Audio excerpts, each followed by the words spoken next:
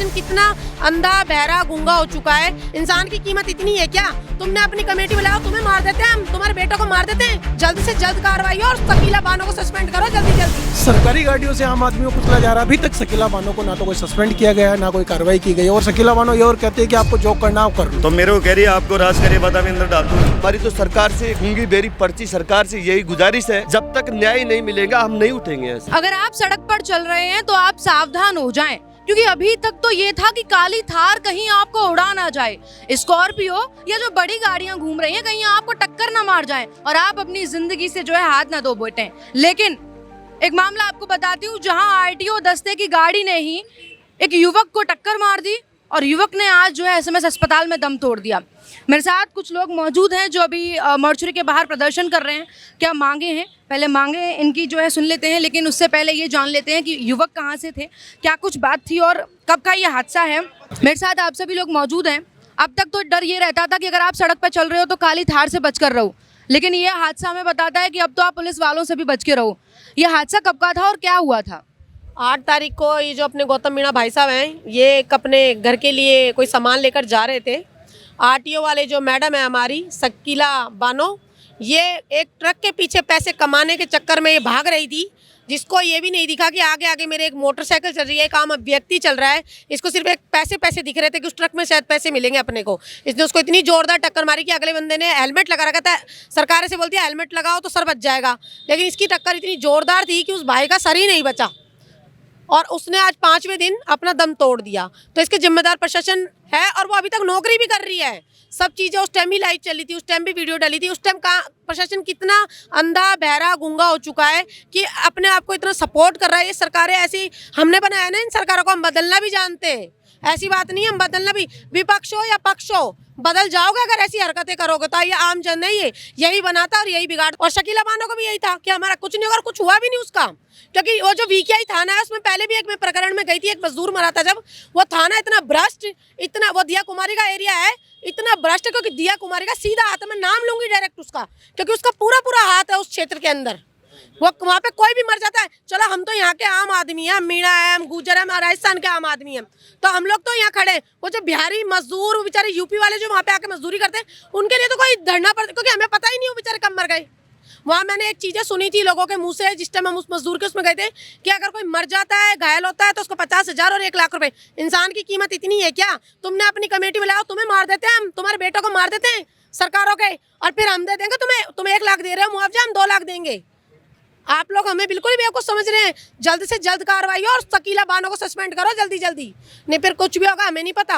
अब इतने दिन जब बीत चुके हैं तो प्रशासन की ओर से कोई नहीं आया? कोई आया नहीं, जब भी तो यहाँ बैठना पड़ रहा है, और अब तक भी नहीं आया। सुबह के बैठे हुए हैं हम यहाँ पे, बॉडी अंदर पड़ी है, शर्म नहीं आ रही कि इतने दिन भाई साहब एडमिट रहे तब भी कोई नहीं आया? कोई नहीं आया। एक वकील साहब थे जिन बेचारों का भला हो, उनमें इंसानियत जिंदा थी, जिन्होंने यहाँ पे उनको एडमिट कराया। उनको बताओ पुलिस वाले, उनको है कि तेरा कोई भाईबंद तो नहीं आ रहा है, इंसानियत है, भाईबंद होगा जब भी लेके जाएगा क्या हॉस्पिटल। उसके अंदर इंसानियत थी जो उस भाई ने यहाँ पहुँचाया, उन वकील साहब ने। मैं उनका बहुत दिल से धन्यवाद करना चाहूँगी, और सभी लोगों को हमेशा ऐसा अन्याय होते हुए देखते हुए उसके ऊपर बोलना चाहिए। कहाँ से थे वो? बिलोद ग्राम के अंदर मारू की ढाणी है, ताला के पास में, वहाँ के वो रहने वाले हैं। 8 तारीख को इवनिंग के टाइम में वो अपने घर आ रहे थे, तो क्या हुआ कि जो अपने आरटीओ ऑफिसर है शकीला बानो, ये वहाँ पर पोस्टेड थे, लेकिन बट वही है, अवैध वसूली के चक्कर में इन्होंने कुछ भी ध्यान नहीं दिया। बस इनको तो वो पैसा दिख रहा था, और पैसे के लिए मतलब कि अवैध वसूली इस तरीके से ऐंठी जा रही है कि हर ट्रक वाला, पूरा ट्रक यूनियन परेशान है इनसे, करे तो क्या करे।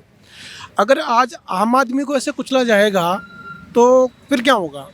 हर आम आदमी को कभी मान के चलो थार से कुचल रहे हैं, कभी किससे कुचल रहे हैं। और आज तो ये देखो कि इन्होंने इतनी हद पार कर दी कि आज तो में सरकारी गाड़ियों से आम आदमी को कुचला जा रहा है, तो फिर आम आदमी कहाँ जाएगा? ये आम आदमी तो सरकार बनाता है, अगर आम आदमी को आप वो नहीं दोगे तो फिर कैसे चलेगा? एंड जब उनके खिलाफ इतने सारे सबूत है, सारा सब कुछ है, लेकिन बट अभी तक शकीला बानो को ना तो कोई सस्पेंड किया गया है, ना कोई कार्रवाई की गई है। और शकीला बानो ये और कहते हैं कि आपको जो करना आप कर लो। अच्छा, ये भी बोलती है। हाँ, ये कहती है आप उनका जो दलाल है वो ये कहता है कि आप इसका कुछ ही नहीं उखाड़ सकते। हाँ, यस, आप इसका कुछ भी नहीं उखाड़ सकते, इसके पीछे बड़े बड़े लोगों का हाथ है। बड़े बड़े लोगों का हाथ है तो इसका मतलब है कि सरकार इसमें पूरा समर्थन कर रही है, ये सरकार को कमा के दे रहे हैं। अगर आम आदमी को न्याय नहीं मिलेगा तो फिर कैसे होगा। आज हम यहाँ पर बैठे हम यही चाहते हैं कि भाई गौतम भाई को न्याय मिले, एंड उसके 2 छोटे छोटे बच्चे हैं, आज वो किसके भरोसे रहेंगे। अगर आज सरकार सुनवाई नहीं करेगी तो वो बच्चे किसके पीछे अपनी आगे की लाइफ गुजारेंगे। और उनके परिवार में और कौन कौन था? देखो उनके परिवार में देखो उनकी वाइफ है, 2 बच्चे और बाकी उनके भाई वगैरह हैं, लेकिन बट उन 2 बच्चों का धनी कौन होगा। आज उन बच्चों को तो ये भी नहीं पता कि हमारे फादर साहब एक्सपायर हो गए हैं। वो तो आज अपने पापा का इंतजार कर रहे हैं। जब उन बच्चों को पता चलेगा तो उनके ऊपर क्या गुजरेगी। उनके ऊपर से तो पिताजी का साया गुजर गया, साया हट गया। अब आगे उन बच्चों की लाइफ का क्या होगा। तो हम यही चाहते हैं कि गौतम भाई को न्याय मिले, उनके परिवार से किसी को एक को संविदा पे नौकरी लगे। शकीला बानो के खिलाफ जैसे अब इनके दलालों के आपके पास वीडियो वगैरह हैं, शकीला बानो कभी आपसे रूबरू हुई है? हाँ हुई है। क्या बोलती है वो? प्रशासन ने दबाव दे रखा है हमारे राजकारी में बाधा के आरोप में डाल देंगे अंदर। वादा कर दूंगी, मुकदमा डाल दूंगी आपको। 14 नंबर पर मैं 2-4 दिन पहले मैं यार मैडम यहाँ डेली एक्सीडेंट होते हैं, यहाँ बैरिकेड लगा के फिर आप साधनों को रोको, तो मेरे को कह रही है आपको राजकारी वादा में अंदर डाल दूंगी। आप कौन हो यहाँ पे? हम वहीं के हैं, लोकल हैं वहाँ पे। 14 नंबर हमारी ट्रांसपोर्ट है। अगर हम वहीं नहीं रहेंगे तो फिर हम यानी बंद करके और घर पर चले जाएं और क्या करें। आप घर वालों में से हैं क्या इनके? नहीं, मैं वहाँ से निवासी हूँ। अच्छा, जहाँ एक्सीडेंट हुआ था मेरा बड़ा गांव है और तहसील आमेर है। दोपहर के समय था, 8 तारीख थी, रात भी नहीं थी, दिन था। आगे बाइक लेके चल रहा था गौतम मीणा, और पीछे से आरटीओ की गाड़ी तेज़ रफ्तार में आती है, पीछे से टक्कर मारती है। बड़ी बेरहमी से वो उछट के रोड पे पड़ गया। वहीं उसकी कंडीशन ऐसी हो गई थी, ऐसी मौत हो गई। कई लोगों ने से डाल दिया, वही मौत हो गई बच्चे की। लेकिन उसको किसी स्थिति में लाके यहाँ पे SMS में भर्ती करवाया। वहाँ पास में CKS हॉस्पिटल उसने रेफर कर दिया, मना कर दिया, बोले यहाँ इलाज नहीं होगा। तो उसको यहाँ पे SMS में भर्ती करवाया। 5 दिन से अपनी ज़िंदगी से लड़ रहा था गौतम मीणा। उसने आज सुबह दम तोड़ दिया। सुबह दम तोड़ा तो हम वहाँ आसपास पड़ोसी थे, हमारे को पता चला तो हम इकट्ठे होके सब यहाँ आ गए। भाई उसको न्याय मिलना चाहिए, उसको न्याय इसलिए मिलना चाहिए क्योंकि वो आगे चल रहा था तेज रफ्तार से, पीछे से उसने टक्कर मारी है उस आरटीओ की ड्राइवर ने, उन अधिकारियों ने। तो उनके खिलाफ कार्रवाई होनी चाहिए, उसको सस्पेंड होना चाहिए, इसको जायज़ मुआवजा मिलनी चाहिए। इसके 2 बच्चे हैं, इसकी 26 साल की उम्र है, एक बच्चे की तो 1.5-2 साल की उम्र है, एक बच्चे की 3 साल की उम्र, यानी कि 1-1.5 साल का फर्क है बच्चों में। तो उनको तो यह भी नहीं पता हमारे पापा कहाँ हैं, किस स्थिति में कैसे हैं, उनको तो ये भी नहीं पता। और उस पत्नी को अभी तक ये भी नहीं पता क्या ज़िंदगी क्या देखी है उसने। उसकी 24 साल उम्र होगी, 24 साल में क्या देखी होगी उसने। तो एक माँ का लाल चला गया, एक पत्नी का सुहाग उजड़ गया, एक बच्चों का साये से सिर चला गया पिता का।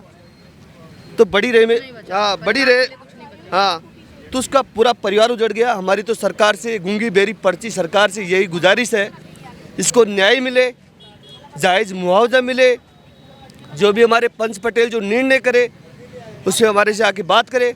हमारे कुछ ही देर में हमारे जिला अध्यक्ष है गोपाल जी मीणा जमा रामगढ़ से, कुछ ही देर में पधार रहे हैं यहाँ पे। हमने बोला उनको आप आइए, तो बोले मैं आ रहा हूँ। वो भी कुछ देर में आ रहे। महेंद्र पाल जी से बात हुई, बोले कोई विधायक के वो प्रोग्राम में गए, उनको विधायक के प्रोग्राम दिख रहे हैं। यहाँ बच्चे की लाश पड़ी है, ये उनका क्षेत्र का मामला है और वो प्रोग्राम कर रहे हैं अटेंड। ये जायज़ बनता है कि आप बताओ, किसी बच्चे की मोचरी में लाश पड़ी हो सुबह से, उसका अंतिम संस्कार करवाना चाहिए सरकार से, जो भी जायज़ मुआवजा करके। कितने दिन तक बैठे रहेंगे हम यहाँ पे? जब तक न्याय नहीं मिलेगा हम नहीं उठेंगे यहाँ से, चाहे लाठी पड़े, चाहे जेल जाए, चाहे हमारी मौत हो जाए, कोई तकलीफ नहीं है हमारे को। हम पहले भी लड़े, आगे भी लड़ेंगे, ऐसे ही लड़ेंगे। ये गूंगी बेरी पर्ची सरकारी से सुनने वाली नहीं है, और हम भी इतने कमज़ोर आदमी नहीं है जिस गूंगी बेरी पर्ची सरकार से डर जाएंगे। इसको उखाड़ के फेंकना भी जानते हैं। 2028 में बता देंगे ये राजस्थान की जनता क्या चीज़ है। हाँ, बिल्कुल सही बात है आपकी। देखिए सही बात है, इन्होंने बहुत सही बात कही है कि एक माँ का लाल चला गया और एक पत्नी का तो सब कुछ ही उजड़ गया। 24 साल की उम्र पत्नी की रही होगी, 26 साल की उम्र ये युवक की बता रहे हैं और डेढ़ साल का एक बेटा है और उससे भी छोटा दूसरा है 3 साल का है। 3 साल का बेटा है। तो उनको भी क्या पता कि बताओ उनके सर से जो पिता का हाथ हट गया है और ऐसे में पूरा परिवार जो है अब क्या है, परिवार के पास कुछ नहीं बचा है। और ऐसे में सरकार आपको बोलती है कि ये लो 50,000 रख लो, 1.5 लाख रख लो, 2 लाख रख लो और मुद्दे को ख़त्म कर दो।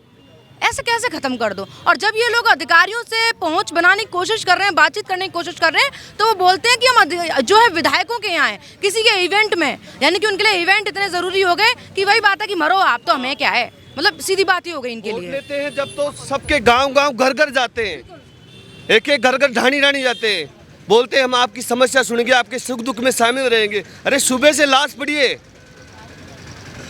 जिन विधायक ने, अरे इनके भाई बंदी है, वैसे गोत्र में भाई बंदी है, जिस विधायक को इन्होंने चुना है अब तक नहीं चेत रहा है। बाकी बहुत सोचने वाली बात है, ये लोग आपको बहुत सोच समझकर जो है नेता बनाते हैं और आप लोग ये तो नहीं करना चाहिए कि आप लोग इनको सीधा ये बोल दें कि नहीं आ सकते क्योंकि हम तो किसी इवेंट में बिजी हैं और वो इवेंट जो पता नहीं आपके काम का है भी या नहीं।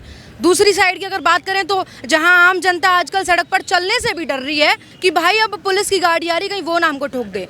आरटीओ की गाड़ी थी वो, तो आरटीओ जिसको शायद हम चालान काटने वाला बोल देते हैं। ये भाई साहब अभी जो हमारे साथ बातचीत कर रहे थे, ट्रांसपोर्ट यूनियन के मेंबर हैं ये, और ये बता रहे थे कि लगातार कुछ नहीं करते वे लोग बस क्या करते हैं कि पैसे मिल जाए उनको, कि हम तो इंस्पेक्टर लोगों के पास पैसे पहुंचाते रहे, टारगेट मिला हुआ है कि 2 लाख रुपए 1.5 लाख रुपए का, और वो पहुंचाते रहे। और उन 1.5-2 लाख रुपए को इकट्ठे करने के लिए आप आम जनता को मार रहे हो या आप सोचना भूल जाते हो। और ये जो इन्होंने ये पोस्टर लगा रखा है ये शकीला बानो का, कह रहे हैं कि ये जो है मेन कल्प्रिट है इसमें, क्योंकि ये वहाँ मौजूद थी और ये खुलेआम ये बोल रही है कि जो करना है कर लो, मेरे ऊपर केस करना है कर लो, मेरे को फंसाना है फंसा लो, मेरा कुछ नहीं बिगड़ने वाला है। और इनकी तरफ से जो बातचीत करने वाले हैं वो जो है लड़ाई झगड़ा कर जाते हैं इन लोगों से आपस में, लेकिन होने वाला कुछ नहीं है। जहां हम आजकल ऐसे चलने में भी डरते हैं, वहाँ पुलिस वालों की, आरटीओ से हम ये उम्मीद करते हैं कि अगर सड़क पर कुछ हो रहा है तो उनको हम इन्फॉर्म कर दें, लेकिन आरटीओ ही कर रही है तो किसको इन्फॉर्म करेंगे आप?